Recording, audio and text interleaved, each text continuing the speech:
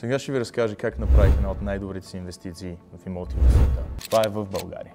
Нека ви разкажа. Беше ми много ясно, че всъщност социалният капитал е изключително важен, когато трябва да правите инвестиции в имоти. Какво е социалният капитал? Това са нашите приятели, това са нашите близки и нашите познати, които всъщност са нашата мрежа от контакти, които всъщност могат да ни дадат най-добрите сделки. Как намерих аз най-добрата за мен? Чрез моята съпруга.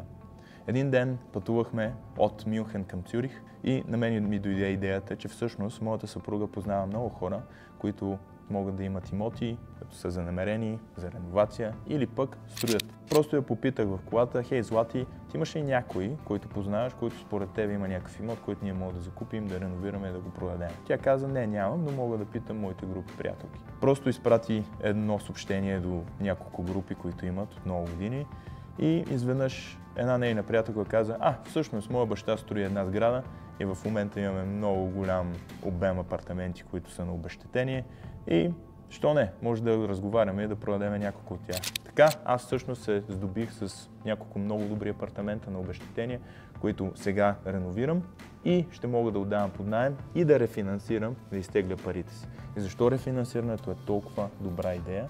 Защото вие все едно продавате вашия имот, ама не го продавате. Взимате парите от банката си, може би 20% дискаунт за самоучастие и с тези пари могат да правите много други инвестиции.